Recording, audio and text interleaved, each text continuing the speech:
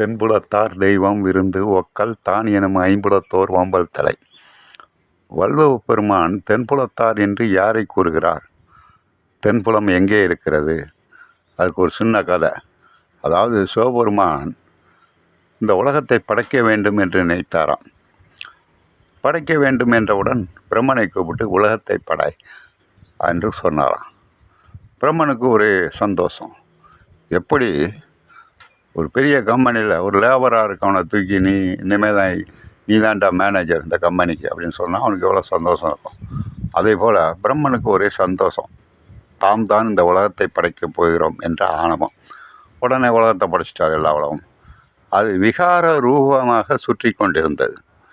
ஒன்றுமே புரியலை பிரம்மனுக்கு. திருப்பி சிவபெருமான்ட்டே ஓடினார். ஓடி போய், என்ன சார் உலகத்தை படைக்க சொன்னீங்க, படைச்சிட்டேன், அது விகார ரூபமாக இருக்குது, அதாவது ஒரு ஒழுங்குமுறையிலே இல்லை அப்படின்னாராம். நீ விநாயகரை வணங்கி உலகத்தை படைத்தாயா அப்படின்னு கேட்டாராம். இல்லையே அப்படின்னு சொல்லியிருக்கார். போய் விநாயகர்கிட்ட சொல்லு அப்படின்னாராம். உடனே விநாயகர்கிட்ட ஓடியாந்துருக்கார். நடந்ததை சொன்னார். உடனே விநாயகர் பார்த்தாராம். அவரை டக்குன்னு தூக்கி வாயில் போட்டு முழுங்கிட்டாராம். விநாயகர் வயிற்றுக்குள்ளே போனவுடனே விநாயகருடைய வயிறு அதனால தான் பெருசாக இருக்கான். அண்ட சராசரங்களும் சுற்றி கொண்டிருந்ததாம். அதை பார்த்தாராம். திருப்பி தூக்கி வெளியில் போட்டாராம் பிள்ளையார். இப்போ தெரிகிறதா அண்ட சராசரங்கள் எப்படி இருக்கிறது என்று? தெரியுது அப்படின்னு சொன்னாராம். அதே போல் படை என்றாராம் விநாயகர் பெருமான். பிறகு உலகத்தை சராசரியாக எப்படி இயங்கணுமோ அந்த மாதிரி படைச்சிருக்கிறார். இந்த முதலிலே படைக்கப்பட்ட உலகம் என்னாச்சு? அதைத்தான் தென்புலத்தார் அப்படிங்கிறார் வள்ளுவ பெருமான். அதாவது நாம் மூதாதையர்கள் இறந்தவுடன் ஆத்மா போய் அங்கே தங்கியிருக்கோம். அதாவது நம்ம பரீட்சை எழுதினோம்னா ரிசல்ட் வர 1 மாதம் 2 மாதம் வீட்டில் இருப்போம் தெரியுமா?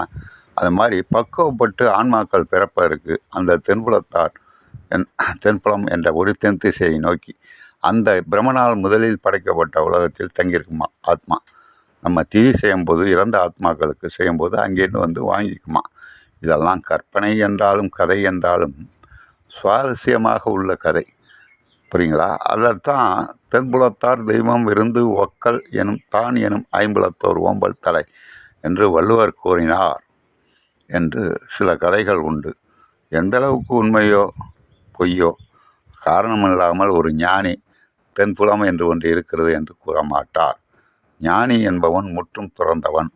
யான் எனது பற்றை விட்டவன், உலக பிரபஞ்ச ரகசியங்களை அறிந்தவன். எனவே ஞானிகள் கூறுவது ஆகம பிரமாணம், அப்படியே ஏற்றுக்கொள்ள வேண்டும். நன்றி மாணவர்களே. மீண்டும் அடுத்த வீடியோவில் சந்திக்கலாம். நன்றி, வணக்கம்.